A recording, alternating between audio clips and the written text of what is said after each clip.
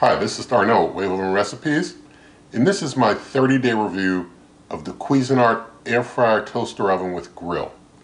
If you've not seen my initial review with this cooker, be sure to check that out. If you want to see test cooks, if you want to see how hot it gets, if you want to see how big it is besides something else, and all that stuff, that's all in the initial review. That's where all that's done. This is a follow-up, a 30-day review where I basically talk about my experiences with the cooker, my thoughts and impressions. But again, all of you with questions that you don't find answered here and you have other questions, go to the initial review. Your answer's probably there. But I wanted to say, generally speaking, with this cooker, that it's great as an air fryer, it's good as a toaster, it's great as a grill. It's not an oven in my opinion. In my opinion, and I don't want to be in the room with Cuisinart when they're making decisions. I don't want any tie or relation to these companies. I don't have any, don't want any.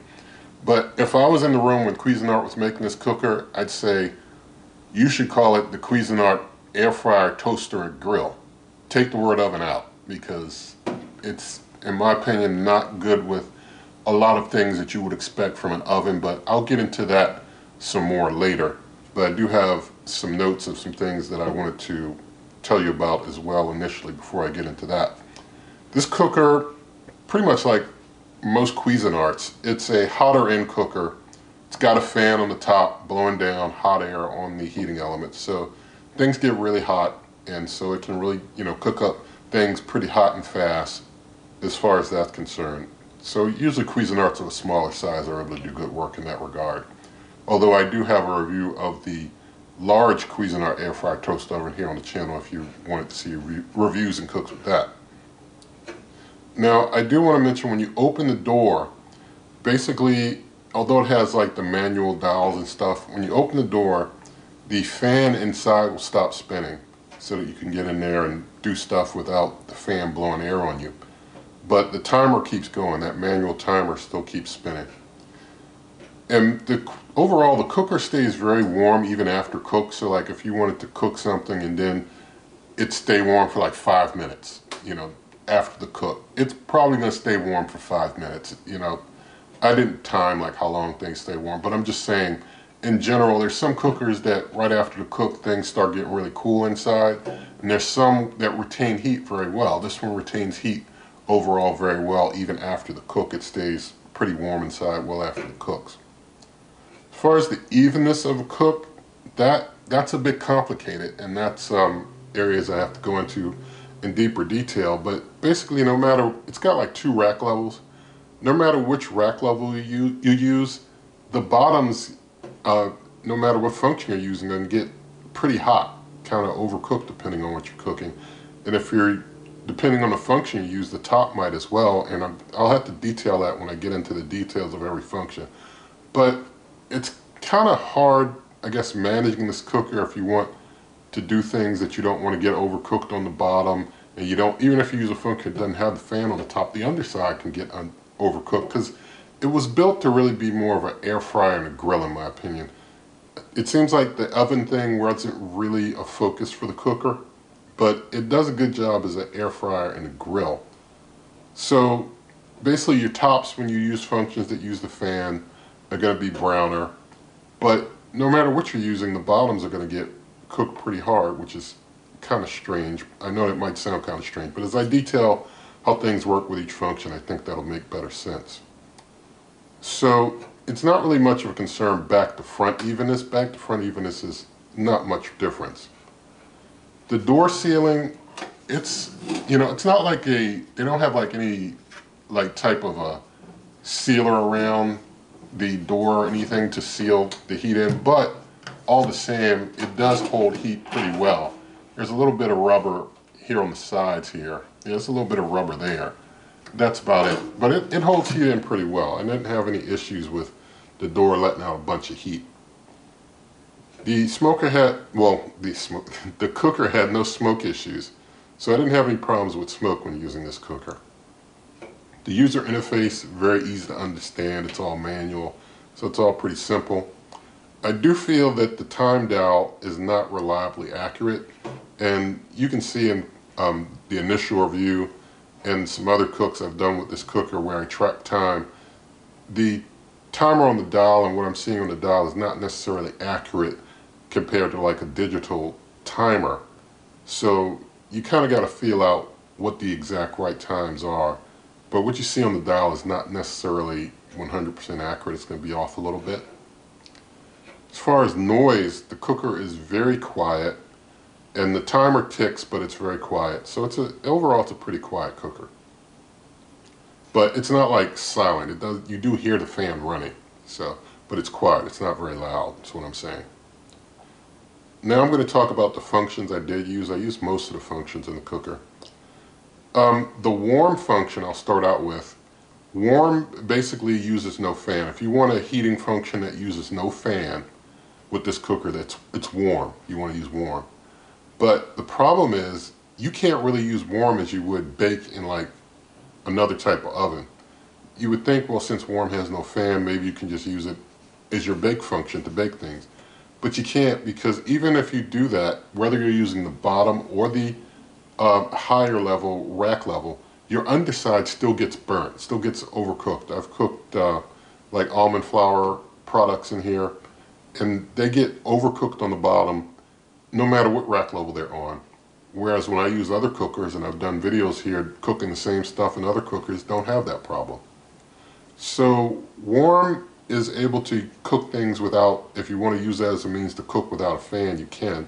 So you won't have the hot air coming down from the top, but still the bottoms can get burnt, and that's regardless whether or not you use a preheat. And so that's why things are pretty complicated with that. I didn't use broil, but I'm pretty sure that it can do its job on broil. Convection broil is basically like broil with a fan. I didn't use that either. But toast works just fine. Long as you use the upper rack level for toast, you're going to be able to toast things just fine. Now the bake function uses a light fan, but that light fan can overcook the tops of foods. When you're trying to bake like cookies and things like that, that light fan can overcook the top, so you end up with a burnt bottom and an overcooked top. And that is not fun at all. Now convection bake takes that to the next level. Convection bake has a high powered fan, high speed fan, and basically you overcook the top even more, and you still got an overcooked bottom as well because of the heat from the bottom.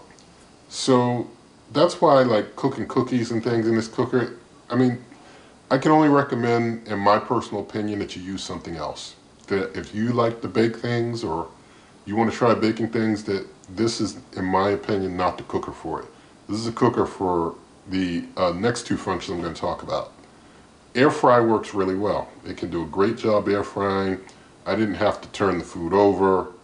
Even with like the bake pan right under the air fry basket, didn't have to turn things over. That's pretty nice. Grill, it works really well for grill. Does a good job for grilling. Makes the grill marks and all that good stuff. Now, so basically, this cooker is just not made for baked goods. Just keep that in mind. I do want to mention that the cooker is pretty hassle-free for cleaning. I talked about how to clean in the initial review. So I want to show you the inside of the cooker just so that you get a good look inside. I don't use any special products at all. You know, people ask me, what do you use to clean? I just use regular dish soap and a rag and water. That's it. But you see the inside's pretty decent. So everything came out pretty nice with that. And the jerk pan, I do want to show you that. Get that out. You see it's got a little bit of stain that it holds, but it's not too bad, but it does hold a little bit of stain. Now I want to show you the accessories. Basically the air fry basket, I would put this on the top rack of the dishwasher after I knock the excess stuff off, and it turned out fine. No issues there. These I wash by hand, the grill plate. There's no major stains on the grill plate there. And the back side there, you can use that as like your griddle plate. And I've done recipes and videos with plenty of cookers showing you how to use the griddle plate on cookers that have this type of plate. So you can see those like the Ninja dual heat air fry oven. I did a good bit of griddle work with it. You can use similar types of recipes with this plate here in the Cuisinart. And there's the bake pan. You see it holds a lot of stain. I was just using it as is to see what happens, and you see that it holds a good bit of stain. And so that's something to keep in mind there. Now I want to talk about comparisons with other cookers, and a lot of times people want to know how I feel about one cooker versus another. I just give my thoughts on a few, but you should go look at the videos for cookers that impress you or that you like, and pick the one that you like. What I like may not necessarily be what you like. I don't like being this influencer where I say this is great and everybody runs and buys it, because just because I say something is great doesn't mean it's going to be great for you. I like that people do their research and choose for themselves what they really personally prefer. I just like showing you what they can do and showing you how to work them, and then you decide from there. But I do give you some thoughts and impressions here of just a few, and beyond that, it is up to you for you to do the research of what you like and prefer. Now, versus this Cuisinart versus the Ninja Foodi Dual Heat Air Fry Oven. The griddle plate on the Ninja Foodi Dual Heat Air Fry Oven is bigger, and it's nicer in my opinion than the one here on the Cuisinart. So overall, I prefer using the Cuisinart. I mean, that plate on the Ninja can do searing as well. So I prefer the Ninja Foodi Dual Heat Air Fry Oven as a cooker that can do it, basically in its own regard, do grilling. You know, with that plate, it can do it, and it can do baking better. It doesn't like overcook things as much like this Cuisinart. So overall, I prefer the Ninja Foodi Dual Heat Air Fry Oven to this Cuisinart between the two of them. Now, this Cuisinart Air Fryer Toaster Oven and Grill versus the Cuisinart Large Air Fryer Toaster Oven. The larger one can of course hold more. Also, it doesn't overcook things as much in baking. So I prefer the Cuisinart Large Air Fryer Toaster Oven over this Cuisinart Air Fryer Toaster Oven and Grill. Now, this cooker versus my ongoing champ, the Ninja Foodi XL Pro Air Fry Oven, which has been my favorite for a good while. The Ninja Foodi Air Fry Oven wins over this Cuisinart because even though it can't grill, it's able to cook more things overall better. So just prefer the Ninja Foodi in that regard. Even though it doesn't do the grill marks, that's not as much a big deal for me. It can cook everything that I put in it well, and I don't end up with burnt food. Now, in the video description, there's lots of ways to help the channel. Nothing in this video is sponsored.